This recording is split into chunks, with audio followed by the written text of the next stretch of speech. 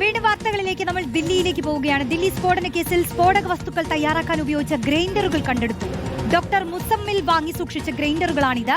ഫരീദാബാദിലെ taxi driver ഷബീറിന്റെ വീട്ടിൽ നിന്നാണ് ഗ്രൈൻഡറുകൾ കണ്ടെത്തിയത്. ഷബീറിനെ അന്വേഷണ സംഘം കസ്റ്റഡിയിലെടുത്തു. ആദിൽ പാലോട് ചേരുന്നു. ആദിൽ, എപ്പോഴാണ് ഈ തെളിവുകൾ കണ്ടെത്തിയത്? വിശദാംശങ്ങൾ എന്താണ്? വളരെ പ്രധാനപ്പെട്ട ഈ അന്വേഷണത്തിലെ നിർണായകമായ ഒരു ഘട്ടത്തിലാണ് അന്വേഷണ സംഘം എന്ന് പറയേണ്ടി വരും. വളരെ പ്രധാനമായി എങ്ങനെയാണ് ഈ സ്ഫോടന വസ്തുക്കൾ സൂക്ഷിച്ചത്, എങ്ങനെയാണ് ഇത് തയ്യാറാക്കിയത് എന്നത് സംബന്ധിച്ചുള്ള അന്വേഷണം ഉണ്ടായിരുന്നു.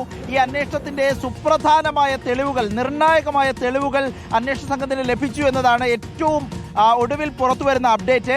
ഈ സ്ഫോടക വസ്തുക്കൾ തയ്യാറാക്കാനായി ഗ്രൈൻഡറുകൾ, ചില ഉപകരണങ്ങൾ ഇവർ വാങ്ങി സൂക്ഷിച്ചു എന്ന് നേരത്തെ തന്നെ അന്വേഷണ സംഘത്തിന് നിഗമനമുണ്ടായിരുന്നു.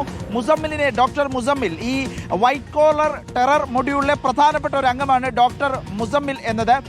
ഈ അൽഫലാഹ് യൂണിവേഴ്സിറ്റിയിലെ അധ്യാപകനായിരുന്നു. ഈ മുസമ്മിലിനെ ചോദ്യം ചെയ്തതിൽ നിന്നാണ് ഇങ്ങനെ ചില ഉപകരണങ്ങൾ വാങ്ങി ഫരീദാബാദിൽ സൂക്ഷിച്ചിട്ടുണ്ട് എന്ന വിവരം ലഭിക്കുന്നത്. ആ വിവരത്തിന്റെ അടിസ്ഥാനത്തിൽ നടത്തിയ പരിശോധനയിലാണ് ഫരീദാബാദിലെ ഒരു ടാക്സി ഡ്രൈവർ ഷബീർ എന്നു പേരുള്ള അയാളുടെ വീട്ടിൽ നിന്ന് 2 ഉപകരണങ്ങൾ കണ്ടെത്തിയിരിക്കുന്നത്. ഈ ഉപകരണങ്ങൾ സ്ഫോടക വസ്തുക്കൾ പൊടിക്കാനും മറ്റ് രൂപത്തിൽ ഇത് നിർമ്മിക്കാനും, ബോംബുകൾ നിർമ്മിക്കാനും മറ്റുമായി ഉപയോഗിച്ചിരുന്നതാണ് എന്ന വിലയിരുത്തലാണ് ഇപ്പോൾ അന്വേഷണ സംഘമുള്ളത്. ഏതായാലും ഷബീറിനെ കൂടി കസ്റ്റഡിയിലെടുത്തിരിക്കുന്നു. ഇതിന് സമാനമായി കൂടുതൽ ഉപകരണങ്ങൾ ഈ വൈറ്റ് കോളർ ടെറർ മൊഡ്യൂൾ എന്ന ഈ ഭീകര ശൃംഖല വാങ്ങി സൂക്ഷിച്ചിട്ടുണ്ടാകാം എന്നുള്ള നിഗമനത്തിലാണ് പോലീസ്, അന്വേഷണ സംഘം, NIA-യുടെ അന്വേഷണ സംഘം. ഏതായാലും വിശദമായ അന്വേഷണം തുടരുന്നു. നിർണായകമായ തെളിവുകളാണ് ദില്ലി സ്ഫോടനവുമായി ബന്ധപ്പെട്ടുള്ള അന്വേഷണത്തിൽ അന്വേഷണ സംഘത്തിന് ഇപ്പോൾ ലഭിച്ചിരിക്കുന്നത്. റോഷ്നി, ശരി, ആദിൽ പാലോടാണ് വിശദാംശങ്ങൾ നൽകിയത്.